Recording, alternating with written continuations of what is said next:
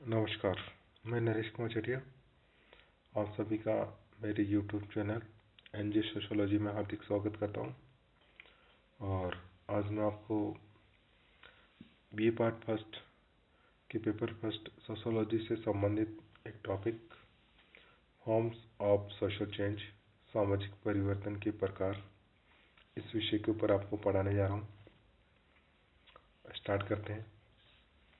सामाजिक परिवर्तन एक तटस्थ प्रक्रिया है और ये अच्छाई और बुराई इसको प्रकट नहीं करती है। जब हम इसमें दिशा परिवर्तन का क्रम, सामाजिक मूल्य, गुण और मात्रा आदि का समावेश करते हैं तो परिवर्तन की अनेक प्रक्रियाओं की अवधारणाओं जैसे कि वृद्धि, अनुकूलन, विकास, उद्विकास, प्रगति, अवनति, क्रांति आदि का बोध होता है। और अनेक बार इन विभिन्न अवधारणाओं का प्रयोग समान अर्थों में किया जाता है और अधिकांश लोग, समाज वैज्ञानिक भी इस प्रकार की भूल कर बैठे हैं कि इसमें अंतर करने में असमर्थ रहे। तो समाजशास्त्र के जो जनक है ऑगस्ट कॉम्टे भी उद्विकास, प्रगति और विकास में स्पष्ट भेद नहीं कर पाए थे। हॉबाउस ने भी विकास और प्रगति को एक ही अर्थ में प्रयोग किया था।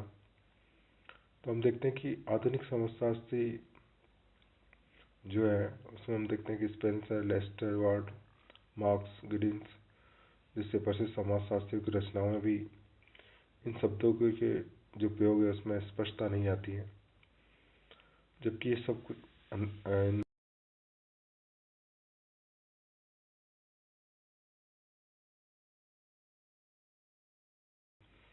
भिन्न प्रकार की स्थिति की सूचक होती है। तो इनके संबंध में स्पष्ट जानकारी प्राप्त कर लेना बहुत आवश्यक होता है कि ये उद्विकास, प्रगति, विकास, क्रांति में क्या अंतर है। सामाजिक परिवर्तन के ये प्रमुख प्रकार हैं जिनका हम अर्थ और इसकी विशेषताओं के आधार पर हम समझ पाएंगे कि इनमें क्या अंतर है। तो इसी में हम सबसे पहले इवोल्यूशन यानी कि उद्विकास के बारे में जानने का प्रयास करते हैं। समाजशास्त्र में उद्विकास की जो अवधारणा है वो प्राणीशास्त्र से ग्रहण की गई है। डार्विन ने जीवों की उत्पत्ति के बारे में अपना उद्विकास सिद्धांत प्रतिपादित किया और कहा कि जीवों का उद्विकास सरलता से जटिलता और समानता से भिन्नता की ओर हुआ है। स्पेंसर और मॉर्गन जैसे समाज वैज्ञानिकों ने उद्विकास विचारों को समाज और संस्कृति पर लागू किया और कहा कि इनका भी जीवों की भांति उद्विकास हुआ है। और हम जानते हैं कि उद्विकास का अर्थ और परिभाषा क्या होती है। Meaning and definition of evolution. किसी भी वस्तु के बाहर की ओर फैलने को उद्विकास कहते हैं, किंतु वैज्ञानिक दृष्टि से उद्विकास का यह अर्थ अपूर्ण है। वैज्ञानिक अर्थ में उद्विकास एक ऐसी प्रक्रिया है जिसमें एक सीधी सादी सरल वस्तु या कार्मिक परिवर्तन के कारण जटिल रूप धारण कर लेता है। जैसे कि एक बीज का अंकुरित होकर वृक्ष का रूप धारण कर लेना, यहाँ एक कोष्ठ यानी कि सेल का मानव शिशु के रूप में परिवर्तित हो जाना उद्विकास है। तो इस प्रकार हम जब किसी वस्तु के गुण, ढांचे और कार्य में एक निश्चित दिशा की ओर निरंतर परिवर्तन हो तो उसे हम उद्विकास कहते हैं।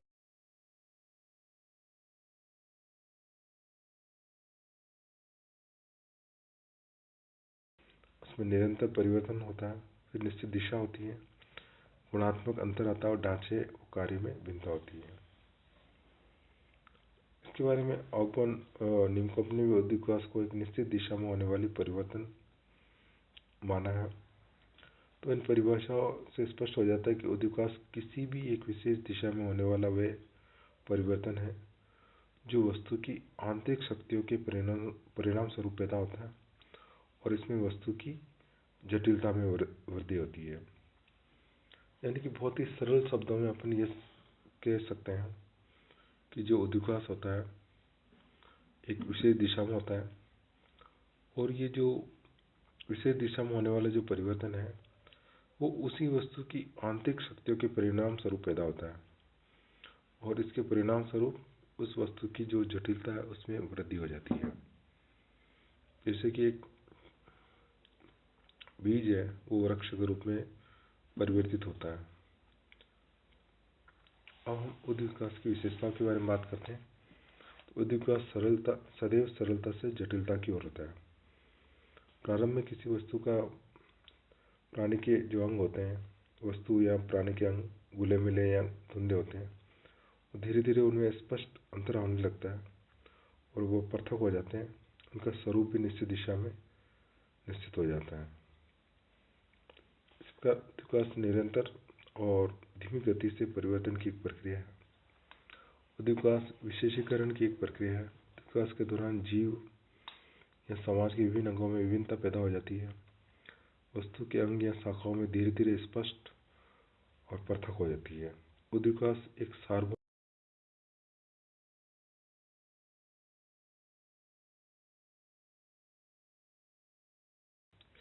उद्विकास वस्तु की आंतरिक वृद्धि के कारण होता है। उद्विकास के दौरान वस्तु अथवा समाज में गुणात्मक परिवर्तन होता है, न कि संख्यात्मक होता है। उद्विकास एक मूल्य रहित प्रक्रिया है। उद्विकास कुछ निश्चित चरणों और क्रम में होने वाले परिवर्तन है। उद्विकास के चरणों की पुनरावृत्ति नहीं होती है। जिस चरण को छोड़ दिया गया है उन्हें उसे प्राप्त नहीं किया जा सकता।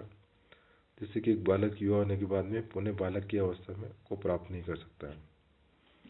अब हम बात करते हैं डार्विन का उद्विकास से सिद्धांत क्या है। डार्विन के उद्विकास के सिद्धांत में हमें बताया गया है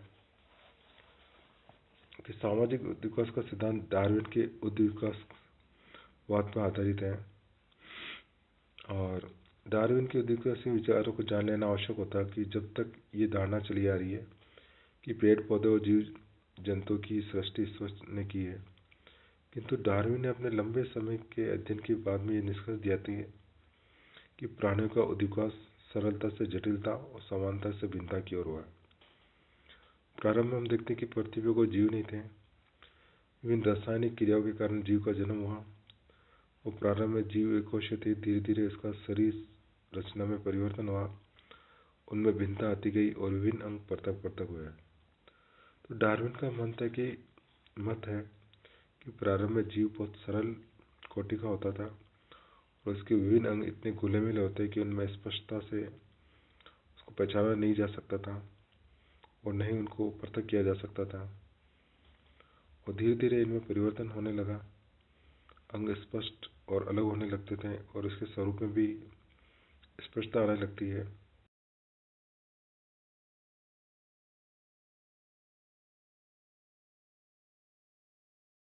क्या इसी प्रकार सामाजिक उद्विकास है, सोशल इवोल्यूशन। डार्विन के जो उद्विकास सिद्धांत को समाज पर लागू करने का जो श्रेय है अंग्रेज समाजशास्त्री हर्बर्ट स्पेंसर को है। इन्होंने अपनी पुस्तक प्रिंसिपल्स ऑफ सोशियोलॉजी में समाज और साम्य में समानता स्थापित करके सामाजिक उद्विकास की अवधारणा का निरूपण किया था। स्पेंसर का मत है कि जिस प्रकार से जीवों का विकास समानता से भिन्नता और सरलता से जटिलता की ओर हुआ, उसी प्रकार से समाज का विकास भी सरलता और समानता से जटिलता और भिन्नता की ओर हुआ।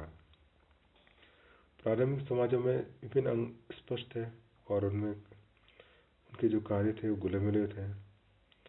प्रारंभिक समाजों में विभिन्न अंग जो थे अस्पष्ट थे और उनके विभिन्न कार्य गुले मिले थे और ये स्थिति जो थी अनिश्चितता की थी।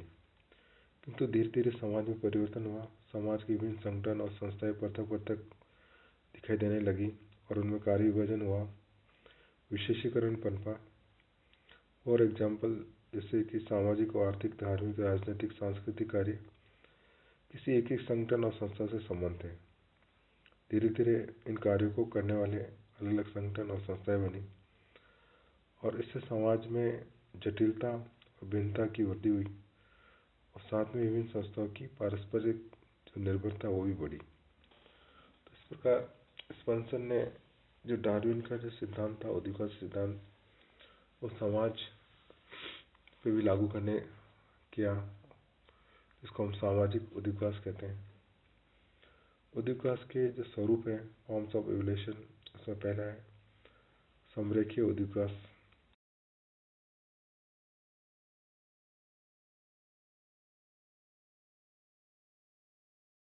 निश्चित क्रम में हुआ।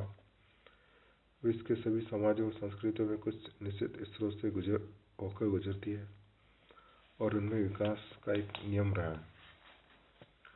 ये जो उद्विकासवादी है वो ये मानते हैं कि समाज का विकास एक समरेखीय उद्विकास के रूप में हुआ। दूसरा है बहुरेखीय उद्विकास। इसमें ये समझाने का प्रयास किया गया कि इसके सभी समाज और संस्कृतियों का उद्विकास के समान स्तरों से नहीं गुजरे और भिन्न भिन्न क्षेत्रों में भिन्न भिन्न उनका क्रम रहा।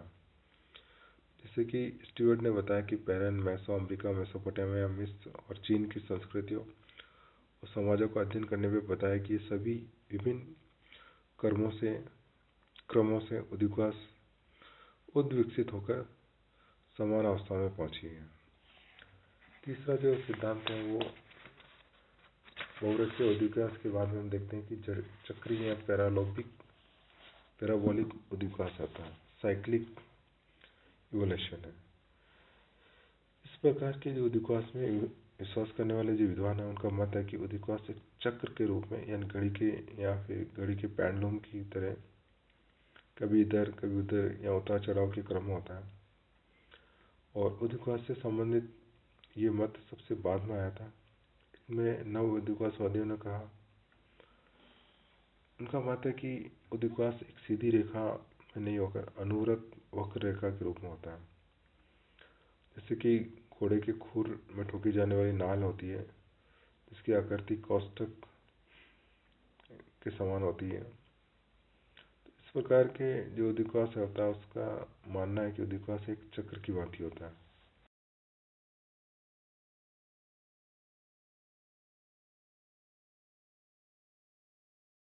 दिशा की ओर विकसित होती है और आगे जाकर पुनः वो अपने मूल रूप की ओर मुड़ जाती है, किंतु एक नए और उच्च रूप में होती है। तो इसके उदाहरण दिए जा सकते हैं।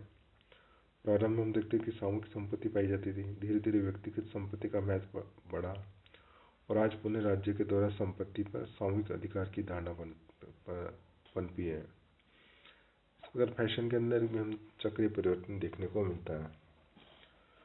तो ये उद्विकास क्या होता है, इसकी विशेषता क्या होती है, ये मैंने आपको बताने का प्रयास किया। धन्यवाद।